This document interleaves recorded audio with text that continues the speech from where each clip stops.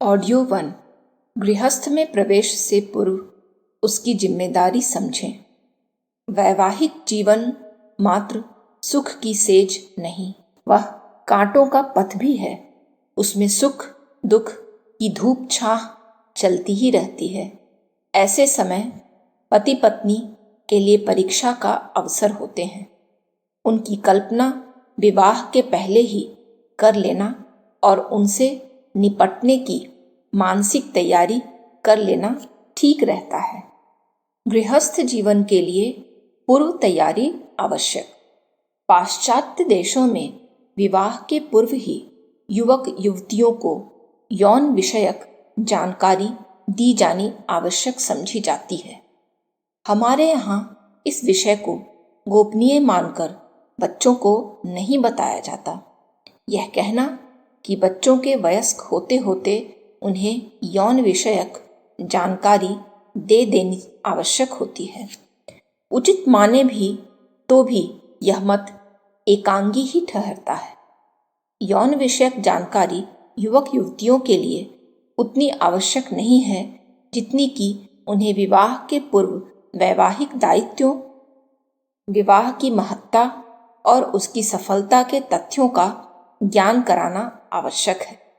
इनका समुचित ज्ञान न होने के कारण या तो वे विवाहोत्तर जीवन की ऐसी काल्पनिक तस्वीर अपने मन मस्तिष्क में लेकर चलते हैं कि जीवन के नग्न यथार्थ से टकराकर जब वह टूटती है तो वे स्वयं भी बहुत कुछ टूट जाते हैं। ऐसी काल्पनिक तस्वीर वे न भी बनाएं तो भी वे शारीरिक व मानसिक तौर से उन बातों के लिए तैयार नहीं रह पाते जो उनके सामने आती हैं। विवाह जैसे महत्वपूर्ण दायित्व और व्यवस्था का न स्वयं पूरा लाभ उठा सकते हैं, न समाज को और परिवार को ही उसका लाभ दे सकते हैं। आज तक अधिकांश माता पिता विवाह को अनिवार्य तो मानते हैं, लड़के लड़कियों के हाथ पीले करके गंगा नहाने की बात तो करते हैं, किंतु उनका यह गंगा नहाना कितना अधूरा रहता है जब बच्चे विवाहोत्तर जीवन के भार को उठा पाने में असमर्थ रहते हैं या बेगार की तरह गृहस्थी की गाड़ी खींचते रहते हैं। विवाह की अनिवार्यता को स्वीकारने के साथ ही उसकी सफलता के लिए बच्चों को शारीरिक, मानसिक व बौद्धिक रूप से तैयार व समर्थ बनाना भी उतना ही महत्व रखता है जितना कि विवाह करवा देना। आज से कोई 50 वर्ष पहले लड़कियों के लिए जीवन साथी का चुनाव प्रायः माता पिता ही करते थे। यहाँ तक कि उनसे इस संबंध में सहमति लेना भी आवश्यक नहीं समझा जाता था। अब स्थिति में कुछ परिवर्तन आ रहा है। माता पिता इस विषय में उनकी सहमति का ध्यान रखने लगे हैं। कुछ उदाहरण अब ऐसे भी देखने को मिलते हैं जब लड़के लड़की माता पिता की इच्छा के विपरीत प्रेम विवाह भी कर लेते हैं।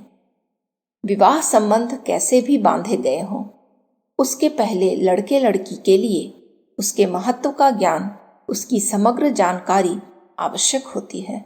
उसके अभाव में वैवाहिक जीवन की सफलता बहुत कुछ असंदिग्ध ही रहती है। माता पिता का अपनी इच्छा को विवाह के संबंध में पुत्र पुत्रियों पर थोपना उनके साथ एक तरह का अन्याय ही होता है, किंतु उन्हीं को अपनी अपरिपक्व बुद्धि के सहारे अपना जीवन साथी चुनने की छूट देना भी हितकारी नहीं होता। उनकी राय भी ली जानी चाहिए, किंतु माता पिता को उसके साथ साथ अपने ज्ञान का, अनुभवों का प्रयोग भी करना चाहिए। विवाह आवश्यक तो है, किंतु प्रत्येक के लिए अनिवार्य नहीं। साथ ही विवाह की एक आयु, एक स्थिति और सामर्थ्य होती है।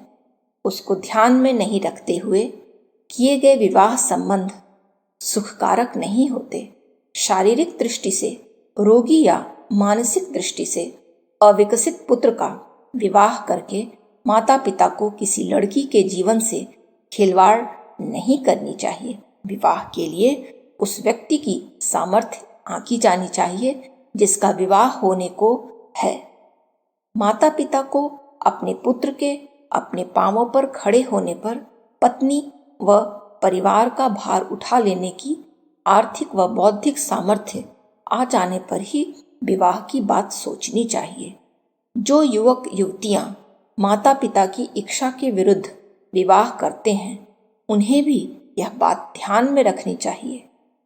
जहां तक हो सके वहां तक माता पिता की सहमति लेनी ही चाहिए, किंतु वे किसी झूठी भ्रांत मान्यता के दुराग्रह से बुरी तरह ग्रस्त हैं और लड़के लड़की मात्र आकर्षण या सुखद कल्पनाओं से ही प्रेरित हो विवाह नहीं कर रहे हों।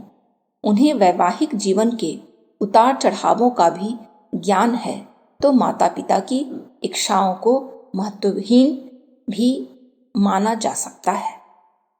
ग्रामीण व अशिक्षित समाज में माता पिता लड़के लड़कियों की आयु, शरीर सामर्थ्य, कमाने की शक्ति, भावी जीवन के संघर्षों व सुखों का ज्ञान आदि का ध्यान रखे बिना ही उन्हें विवाह के जुए में जोत देते हैं।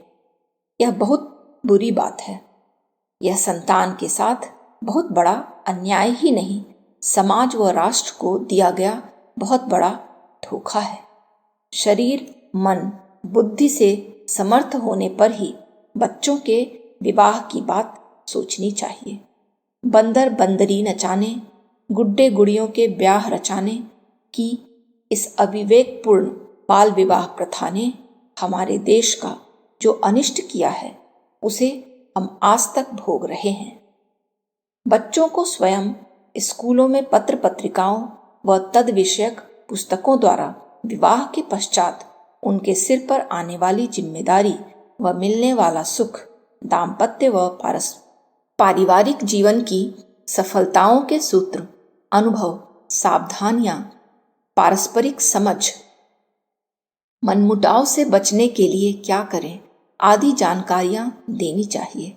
जिनके अभिभावक नहीं हैं या जो स्वेच्छा से अपना जीवन साथी वरण करना चाहते हैं, उन्हें भी पुस्तकों, पत्र पत्रिकाओं, अपने मित्रों के अनुभव या अपने पास पड़ोस में रहने वाले विवाहित दंपतियों के जीवन का निरीक्षण और उन पर चिंतन मनन करके विवाह के पूर्व उसकी मानसिक तैयारी कर लेनी चाहिए। पारिवारिक सुख पाने के रहस्यों का ज्ञान कराने के नाम पर आजकल जो यौन विषयक पुस्तकें बिकती हैं, इनमें सार की कोई बात नहीं रहती। उनमें ले देकर काम वासना का ही मिर्च मसाला भरा पड़ा रहता है। वे मार्गदर्शन तो कम देती हैं और उत्साहें अधिक फैलाती हैं, उत्तेजना भड़काती हैं। इनसे बचा रहना ही उत्तम है। काम भावना ही दाम्पत्य जीवन का आधार नहीं होती, यह तो उसका एक नगण्य सा अंग मात्र होती है। युवक युवतियों के पास चाहे जैसी ही उच्च डिग्रियां हों, वे जीवन के अनुभव में प्रायः कोरे ही होते हैं। विवाह के पूर्व उनके लिए यह जान लेना बहुत आवश्यक होता है कि उन्हें अपने अपने सहधर्मी के साथ कैसे निर्वाह करना है।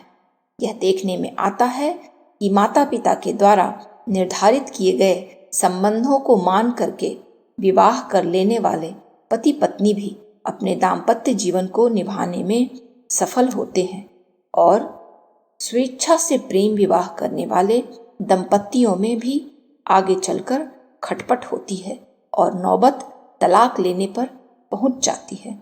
इससे स्पष्ट हो जाता है कि साथी के चुनाव के स्थान पर विवाह और वैवाहिक जीवन के प्रति स्वस्थ व समग्र दृष्टिकोण होना ही सफलता का कारण होता है। विवाह के सूत्रों में बंधने वालों को यह जान लेना आवश्यक है कि विवाहोपरांत उन्हें बहुत कुछ देना भी पड़ता है। पत्नी का स्नेह, ममत्व, अनुराग, सेवा, सहयोग, संरक्षण आदि पाने के लिए स्वयं पति को भी उसे विश्वास, संरक्षण, सहयोग, स्नेह, सद्भाव आदि देना पड़ता है। वैवाहिक जीवन वहाँ कटु, शुष्क व नीरस होने लगता है, जहाँ साथी से अपेक्षाएं तो 1000 की जाएं और अपनी तरफ से देने के लिए कुछ भी तैयार न हो। अपेक्षा देने की रीति नीति अपनाई जाए तो अपने आप दाम्पत्य जीवन में मधुरता का प्रवाह उमड़ने लगता है। वैवाहिक जीवन मात्र सुख की सेज नहीं, वह कांटों का भी पथ है। उसमें सुख दुख की धूप छाह चलती ही रहती है। ऐसे समय पति पत्नी के लिए परीक्षा का अवसर होते हैं। उनकी कल्पना विवाह के पहले ही कर लेना और उनसे निपटने की मानसिक तैयारी कर लेना ठीक रहता है। विषम समय में यदि पति पत्नी एक दूसरे का साथ देते रहेंगे तो उनकी दाम्पत्य नौका डगमगाने से बच जाएगी, और यदि ऐसे समय में वे एक दूसरे को उन परिस्थितियों के लिए जिम्मेदार ठहराने लगे तो वह डगमगाने लगेगी, बहुत संभव है डूब ही जाए। विवाह के पश्चात सामान्य रूप से अर्थोपार्जन का दायित्व पति पर आ जाता है और गृह प्रबंध और स्नेह रस वर्णन का दायित्व पत्नी संभालती है। माता पिता पर आश्रित या अकेले रहने वाले युवक युवतियों को उस समय उत्पन्न होने वाली समस्याओं का ज्ञान नहीं होता। फिर जब विवाह के पश्चात वे उनमें उलझते हैं तो उन्हें विवाह जंजाल में फंसने जैसी बात लगने लगती है, क्योंकि वे उसकी मानसिक तैयारी नहीं किए होते हैं। इंसान कोई पूर्ण नहीं होता, उसमें कुछ न कुछ दोष कमियां रहती हैं। विवाह के पहले अपने जीवन साथी के बारे में यह आग्रह पालन कि वह ऐसा होगा, ऐसा करेगा, ऐसा बोलेगा, हंसेगा, त्याग करेगा आदि बातें सोचने के साथ ही इसके लिए भी तैयार रहना चाहिए कि यदि उनमें वे सब गुण नहीं हैं जिनकी हमने कल्पनाएं अपेक्षाएं की थीं, तो उन्हें विकसित करने का धैर्य से प्रयास करना चाहिए। विवाह के पश्चात व्यक्ति की संयम, त्याग, बलिदान आदि की भूमिकाएं आरंभ होती हैं। विवाहोत्तर जीवन में असंयम चाहे शरीर का हो, धन का हो या अन्य कामनाओं का, वह दुखद ही होता है। किंतु यौवन के रंगीन पंख लग जाने पर इस आयु में व्यक्ति धरती से नहीं आसमान से बात करना चाहता है, जबकि उस रूमानियत का संयमित रूप ही वैवाहिक जीवन में निभ सकता है। अत्यधिक सुंदर पत्नी या सर्वगुण संपन्न पुरुष की कल्पनाएं कुछ ऐसी ही रूमानियत लिए हुए होती हैं, जबकि दाम्पत्य जीवन का प्रसाद पत्नी का शारीरिक सौंदर्य नहीं, मानसिक, बौद्धिक व आत्मिक सौंदर्य और पति के विवेक, सूझबूझ व धैर्य पर निर्भर करता है। ऐसे दुराग्रह लेकर दाम्पत्य जीवन के मार्ग पर चलने वाले पथिक बीच मार्ग में ही थकित अवसन्न होने लगते हैं। अतः विवाह के पूर्व अभिभावक गुरुजन उन्हें इस संबंध में पूरी जानकारी करा दें। अकेले रहने वाले युवक युवतियां भी इस संबंध में यथार्थ दृष्टि ही लेकर चले तो वह लाभदायक होगी। विवाह के लिए आयु की परिपक्वता ही काफी नहीं रहती, उसके लिए संतुलित दृष्टिकोण का विकसित होना बहुत आवश्यक है। भिन्न भिन्न गुण, कर्म व स्वभाव के व्यक्ति जीवन भर एक सूत्र में आबद्ध होकर रहते हैं तो उनमें सुखद प्रसंग भी आते हैं और दुखद प्रसंग भी आते हैं। बुरे दिन भी आते हैं तो अच्छे दिन भी, कष्ट भी आते हैं तो हर्ष के प्रसंग भी। इन सबको धैर्य से स्वीकारते हुए विवाह धर्म का निर्वाह करने की दक्षता तो विवाह के पश्चात ही प्राप्त होती है, किंतु उनकी पूर्व जानकारी हो जाना बहुत आवश्यक होता है। विवाह मात्र कामनाओं की तृप्ति का साधन नहीं, यह तो एक धर्म है इसी कारण पति पत्नी एक दूसरे के साथ रहकर एक महान दायित्व का पालन करने को प्रवृत्त होते हैं तो उन्हें एक दूसरे पर अधिकार मिल जाने की बात सोचने की अपेक्षा उसका साहचर्य सहयोग मिलने की भावना रखना हितकर होता है। यह बात नहीं भूल जाना चाहिए कि दोनों एक सूत्र में आबद्ध इसलिए हुए हैं कि अकेला व्यक्ति इस दायित्व को निभा नहीं सकता, अतः दो साथी मिलकर निभा रहे हैं ताकि वह नीरस न हो जाए। उनके सामर्थ्य को देखना उतना ही आवश्यक है जितना विवाह संपन्न कराना। जब तक मनुष्य अकेला रहता है तब तक वह अपूर्ण रहता है। उसका जीवन स्वार्थपूर्ण प्रवृत्तियों में ही बीतता है। नैतिक जीवन के जो संस्कार मनुष्य में बाल्यावस्था में पड़ते हैं उनका विकास गृहस्थ जीवन में होता है। प्रेम और निष्ठा, तप और त्याग, श्रम और पालन, शील और सहिष्णुता आदि सद्गुणों का उन्नयन पूर्ण रूप से गृहस्थ जीवन में ही होता है। गृहस्थ मनुष्य की सर्वांग पूर्णता का विद्यालय है और विवाह उसका प्रवेश।